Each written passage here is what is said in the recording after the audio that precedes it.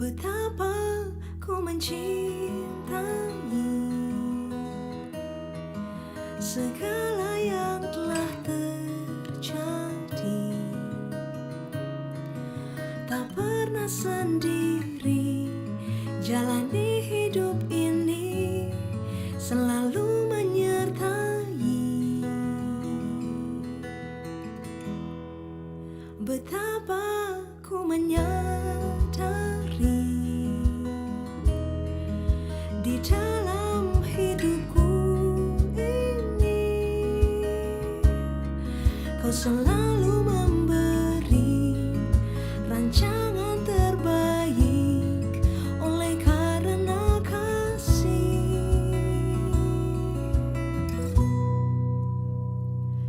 Bapa, sentuh hatiku, ubah hidupku menjadi yang baru, bagai emas yang murni.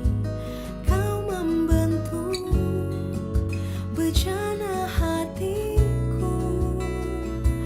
Bapa, ajarku mengerti sebuah kasih yang selalu memberi, bagai air mengalir yang tiada pernah berhenti.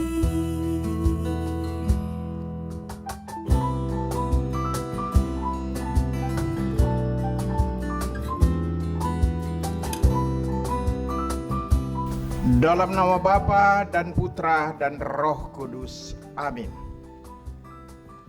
Tanggal 10 Agustus di Jakarta dilaksanakan demo buruh besar-besaran, tapi ditunggangi juga oleh kelompok-kelompok yang ingin menurunkan Presiden Jokowi. Demo buruh meminta supaya undang-undang Omnibus Law dibatalkan. Tapi ada satu orang dia tidak tahu Omnibus Law. Dia bilang Meli Guslau. Ya memang ya sedikit bodoh juga. Tapi dia polos-polos juga supaya undang-undang Meli Guslau dibatalkan. Buruh berjuang demi kepentingan mereka. Walaupun buruh ini juga dipakai oleh orang lain, petinggi-petinggi, demi kepentingan mereka. Tapi ada sesuatu hal yang menarik. Ada sebuah video viral bahwa sementara buruh di tengah panas terik, haus dan lapar, ada petinggi-petinggi kelompok buruh sedang makan enak di sebuah ruangan. Daging dan minuman-minuman.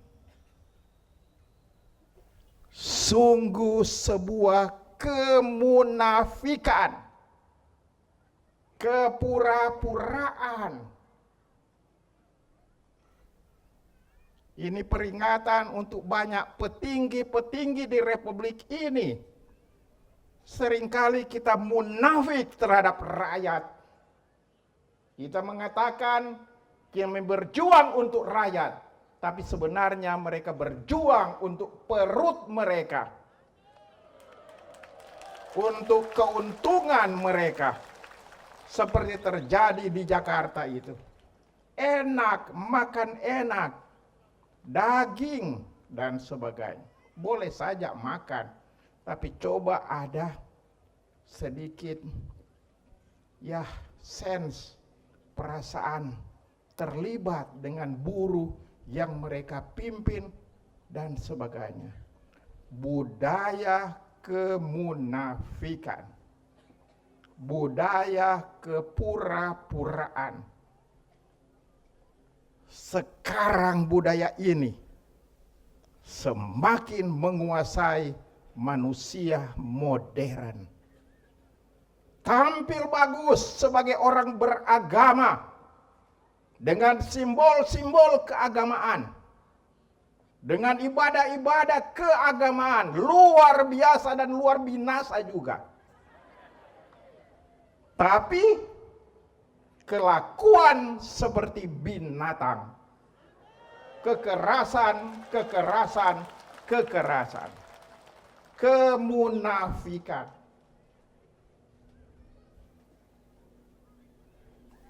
Apakah budaya ini selaras dengan kehidupan gereja Katolik? Termasuk gereja Katolik di Papua Selatan ini yang sudah 118 tahun ada. Ataukah yang kita harus bawa budaya lain yang sudah semakin dilupakan? Kita dengar tadi di dalam bacaan Injil kata-kata Yesus kepada murid-muridnya, "Bukan kamu yang memilih aku, tetapi akulah yang memilih kamu. Dan aku telah menetapkan kamu supaya kamu pergi dan menghasilkan buah, dan buahmu itu tetap. Supaya apa yang kamu minta kepada Bapa dalam namaku, diberikannya kepadamu. Inilah perintahku kepadamu. Kasihilah seorang akan yang lain." Saudara-saudari sekalian yang terkasih, 118 tahun Gereja Katolik sudah hadir di Papua Selatan. Peristiwa ini kita rayakan. Selain bersyukur kepada Tuhan yang menyebabkan bahwa Tuhan memakai orang Papua Selatan sebagai sarana untuk menyebarkan kasih. Tuhan mencintai orang Papua Selatan karena dipakai sebagai sarana menyebarkan kasih. Dan sebagai tanda Allah hadir, Allah adalah kasih. Kita bersyukur kepada Tuhan. Meskipun kita lemah dan terbatas, tapi Tuhan pakai kita. Istilah di antara pastor-pastor, Tuhan pakai. Tuhan pakai. Tapi lain kali pastor-pastor bukan Tuhan pakai, tapi setan pakai. Dan sebagainya. Nah. Saudara-saudari sekalian, pertanyaan kita mendasar. Apa yang menjadi inti gereja Katolik? Apa yang menjadi hal utama dari gereja Katolik? Yang kita banggakan 118 tahun sudah ada di Papua Selatan. Apa? Apakah kita mengatakan inti gereja Katolik adalah gedung-gedung gereja, termasuk kantor keuskupan? Apakah itu inti gereja Katolik? Bukan. Apakah inti gereja Katolik adalah jabatan-jabatan yang dimiliki oleh orang Katolik, termasuk di Provinsi Papua Selatan, yang seringkali karena jabatan bekalai, MRP bekalai, DPR, calon DPR mulai bekalai. Apakah inti gereja Katolik? Jabatan. Apakah inti gereja Katolik adalah sistem pemerintahan gereja Katolik yang sangat terkenal, hierarki? Paus pemimpin tertinggi. Para uskup adalah pembantu paus dan kemudian para pastor. Kita boleh bangga dengan sistem pemerintahan hierarkis. Orang mengatakan hanya 2 organisasi di dunia yang paling kuat. Organisasi Katolik dengan sistem pemerintahan hierarkis dan tentara dan polisi hierarki. Ini kekuatan. Tapi bukan itu inti gereja Katolik.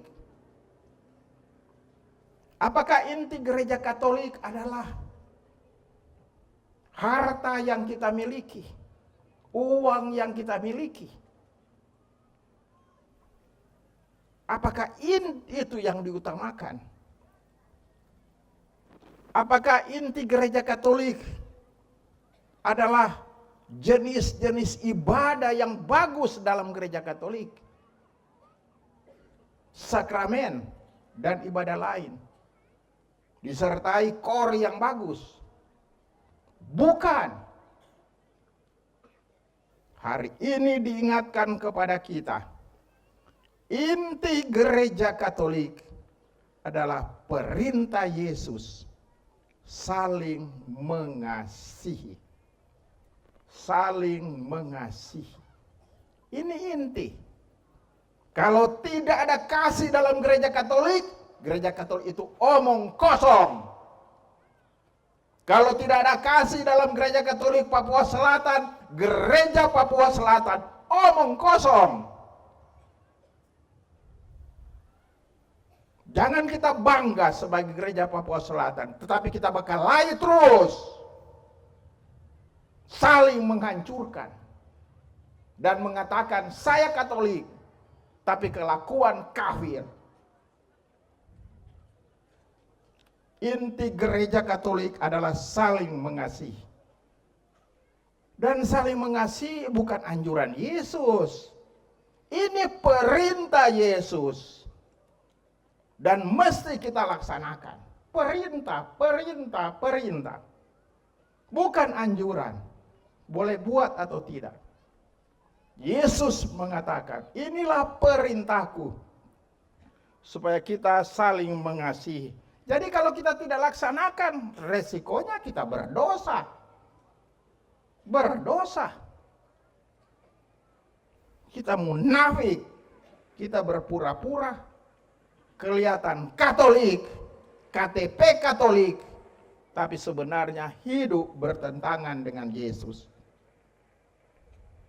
Di rumah Bakalai. Di pasar Bakalai. Di kantor Bakalai. Di mana-mana Bakalai. Sampai di neraka pun masih Bakalai. Dan sebagainya. Dan perintah Yesus saling mengasihi.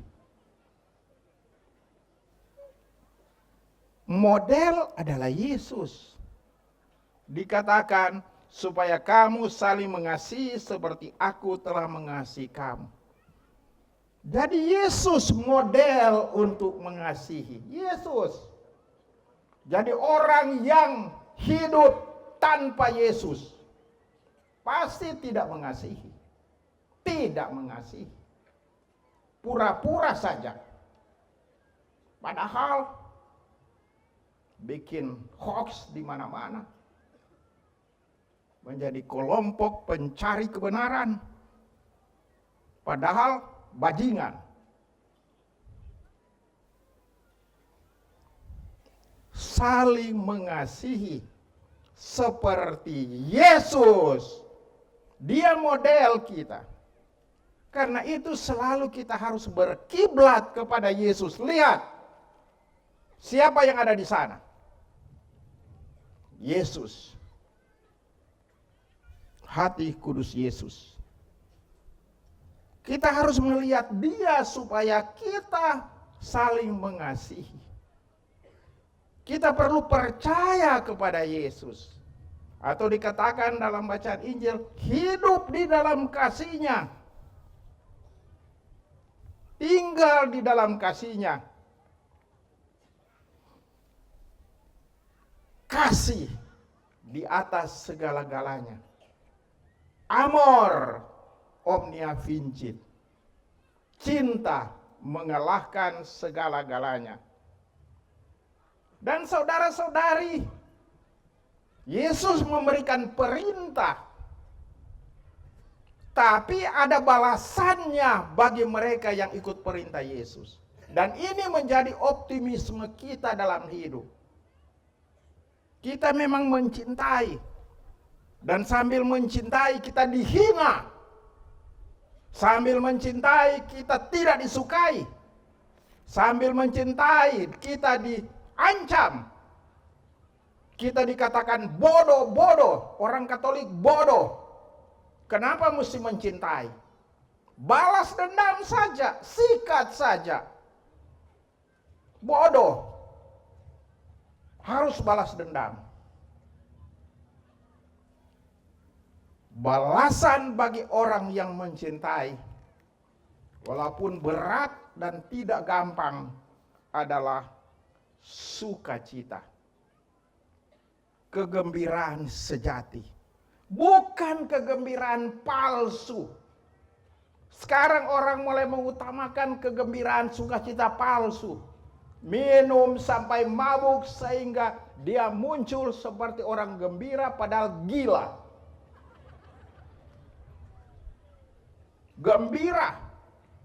Gembira di karaoke bersama wanita-wanita, termasuk wanita Manado barangkali. Gembira, padahal kegembiraan palsu yang ada di sana. Tapi ya orang suka, biarpun tipu istri.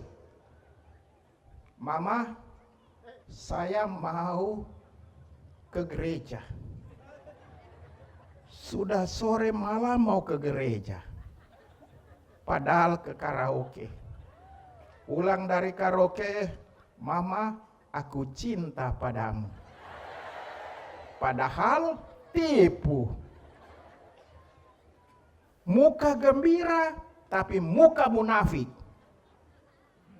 Karena apa? Kegembiraan palsu. Bukan sukacita penuh. Melaksanakan cinta kasih, dapat balasan. Dan balasan yang luar biasa kita dapat adalah kegembiraan sejati. Dan contoh yang bagus adalah Santo Laurentius. Ketika dia dibakar dan punggungnya sudah terbakar, Santo Laurentius berkata kepada yang membakarnya, coba putar, punggungku sudah masak. Dia masih gembira di tengah-tengah penderitaan. Meskipun berat. Saya juga terkenang dengan seorang MSC. Saya sebut seorang MSC karena MSC berjasa bagi masuknya gereja di sini. Seorang MSC berasal dari Spanyol, namanya Alonso. Dia pernah bekerja di Manado, kemudian pindah ke Amerika Latin. Ketika beliau ditembak, atau sebelum beliau ditembak, dia mengeluarkan salib di dadanya. Dan dia berkata, karena salib ini, saya menjadi imam.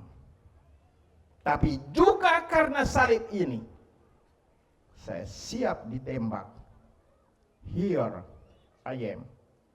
Luar biasa. Gembira di tengah penderitaan. Karena mengasihi. Tapi sering kita lihat orang-orang yang tidak mengasihi, muka papan, muka brot. Padahal sudah korupsi, sudah makan uang rakyat atau uang lain, tapi muka brot.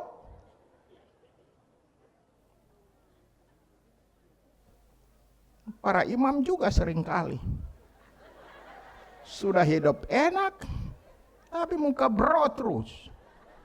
Saya baru datang dari Kabupaten Mapi. Saya senang pastor-pastor di sana. Walaupun tempatnya berat, harus lewat kali yang kering. Dari jam 5 sore, dari Eci Dan akhirnya kita sampai jam 3 pagi di Haju. Bersama para pastor dan suster. Tapi tiada mengeluh. Gembira bersama dengan uskup. Tidak ia katakan bilang kurang ajar datang di tempat ini. Tidak. Saya bangga dengan pastor-pastor begini. Bukan seperti pastor yang berkeliaran di kota. Kesana kemari. Sikat sana, sikat sini. Dan masih mengeluh juga. Padahal berkeliaran. Tidak jelas rimbanya. Tapi ini bagus. Kabupaten Bade. Luar biasa. Karena apa? Melaksanakan cinta kasih. Melaksanakan cinta kasih.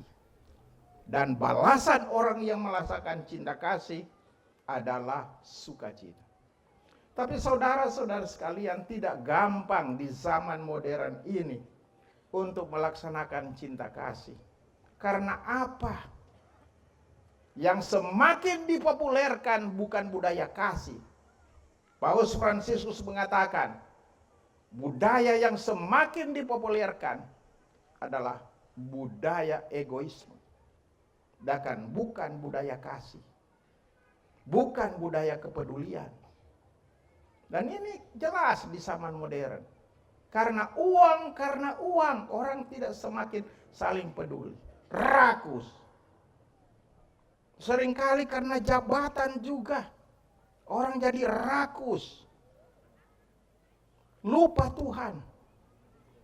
Yang seringkali banyak pejabat. Sudah cukup jadi pejabat. Masih terus-menerus mau jadi pejabat. Padahal sudah mau mati. Dan sebagainya. Gila. Atau tidak layak untuk jadi pejabat. Bodoh. Tampil bodoh. Tidak pakai otak. Mau jadi anggota DPR, MRP. Dan marah-marah uskup juga. Karena tidak jadi. Dan saling bersaing dalam kebodohan. Ini budaya yang semakin liar sekarang. Egoisme. Tidak gampang untuk melaksanakan kasih dalam kehidupan masyarakat. Budaya rakus. Sebenarnya sudah cukup, masih rakus juga. Kita lihat banyak menteri yang ada di penjara. Sudah cukup mereka, masih rakus juga. Akhirnya tidur di penjara dan selamat mati di penjara. Dan banyak pejabat juga, mungkin dari Papua Selatan. Belum masuk penjara, tapi ada rencana masuk penjara. Padahal sudah hidup enak. Tapi budaya rakus. Tidak gampang untuk melaksanakan kasih di zaman modern ini. Tidak gampang. Kita lebih mudah untuk ikut apa kehendak setan. Yakni egoisme. Cinta diri. Pokoknya yang penting senang. Tipu lagi.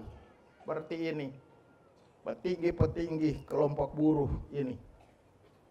Buruh sedang susah. Mereka makan enak di sebuah ruangan. Mereka bilang, oh itu hoax. Ya hoax. Tapi tentara sementara makan malah hoax. Karena itu hati-hati kami. Termasuk uskup. Pastor. Nanti banyak TikTok di mana-mana. Dan toktik di mana-mana. Foto kita. Tapi kalau hidup benar jangan takut juga. Oh, takut nanti difoto. Kalau hidup benar berani untuk menjalankan kebenaran. Jangan takut. Saudara-saudara sekalian, tidak gampang. Harus bergumul untuk melaksanakan cinta kasih. Tapi sekali lagi ada balasan bagi orang yang melaksanakan cinta kasih. Dan juga akhirnya ada roh kebenaran yang diberikan kepada kita, supaya kita kuat menjalankan kasih. Seperti Yesus, roh Tuhan ada padaku. Seperti para rasul, dikuatkan oleh roh Tuhan, mereka terus menerus hidup di dalam kasih. Tidak mundur, tidak menyerah. Tidak mundur. Seperti banyak orang dewasa ini juga, saya lihat juga di Papua Selatan. Saya lihat masyarakat di Eci, masyarakat di Haju, Arare, dan sebagainya. Mereka hidup dalam kesederhanaan. Tapi gembira. Tapi seringkali orang kota sudah makan enak lagi, pakaian bagus lagi, hidup dengan HP. Padahal di sana pegawai Telkomsel bajingan. Ada 4G, tapi yang terjadi cuma for you. Karena apa? Sengaja jaringan itu direndahkan supaya jual voucher-voucher. Akhirnya kerjasama pegawai Telkomsel dan pengusaha-pengusaha. Mereka makin gemuk-gemuk, tapi rakyat makin kurus. Nah, kasihan mereka untuk berkomunikasi. Terjadi di Badeh, terjadi di Eci. Saya juga pernah ke Kimam, juga ada. Tapi rupanya sudah bertobat di sana. Karena saya akan ke Jakarta bertemu dengan pejabat Telkomsel, dan saya akan bilang di sana, pecat semua pegawai Telkomsel. Dulu waktu jaringan di sini juga hancur beberapa bulan lalu, dijual di mana-mana voucher-voucher oleh pegawai Telkomsel. Bajingan mereka, menindas rakyat, penindas rakyat.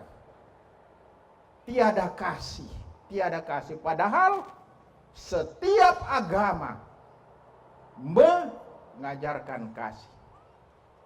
Gus Dur pernah mengatakan, kalau engkau menjalankan kasih, orang tidak akan tanyakan apa agamamu.